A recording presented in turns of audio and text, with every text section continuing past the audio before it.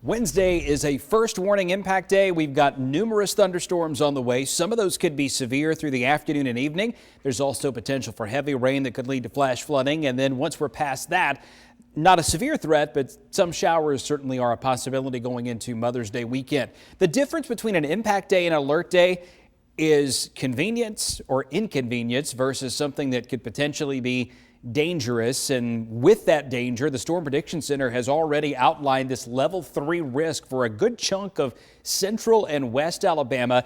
Ringing that, you've got the level 2, the slight risk, and then outside of that, the marginal risk. Basically, what that means is there will be a greater number of storms in this zone, and the more storms we have, the more likely it is that some of them could be severe, containing high winds or even potentially a tornado or two from some of the more intense action. This is the latest timeline, and I've changed it just a little bit to narrow some of the windows. We're beginning to see a trend in some of our short-term guidance where this moves just a touch faster.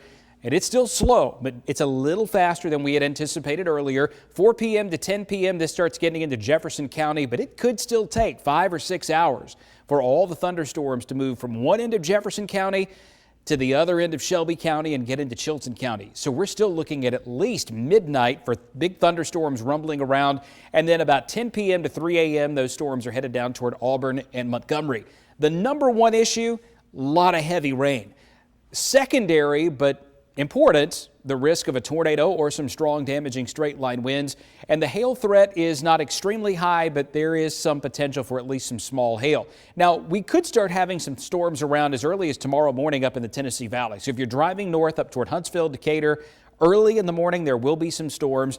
In Birmingham, it's going to be at least early afternoon before we see anything of consequence, and scattered heavy storms will be gradually moving in through the afternoon.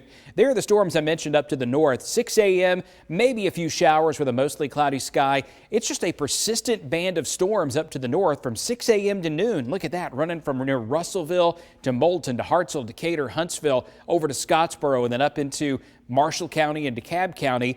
Then some energy comes along and helps to push that farther south so that we've got clusters of storms around through as early as 5 p.m. in Jefferson and Shelby, St. Clair, Etowah, Blount, and Calhoun County, Cherokee County. And then there's potential for some storms in Pickens and Tuscaloosa, Walker and Fayette, but they'll be somewhat hit or miss early on.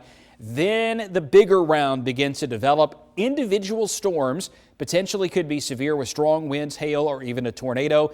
But where we have them clustered tightly and there's not a lot of room in between them, that may help to just reduce the overall severe threat and make it more of a very heavy rain threat. The wind will shift to the north. The heaviest storms start moving south of Clanton and Rockford. And then by early Thursday morning, all of that is down closer to, say, the Wiregrass region of southeast Alabama. Total rainfall is going to range anywhere from about 1 inch to 2 inches on average, but there will be a band of heavier rain that sets up where we may potentially get more than 4 or 5 inches of rain. Is that Birmingham? Is that Montgomery? Is it somewhere in between? We'll be watching that closely for that flood threat. First warning alert day means severe storms are possible. Dust off your tornado safety plan. Have your NOAA weather radio ready. Get that WVTM 13 app with location alerts turned on. The weather gets quieter for Thursday and Friday, then some scattered storms around Mother's Day. The legacy of flight landing in central Alabama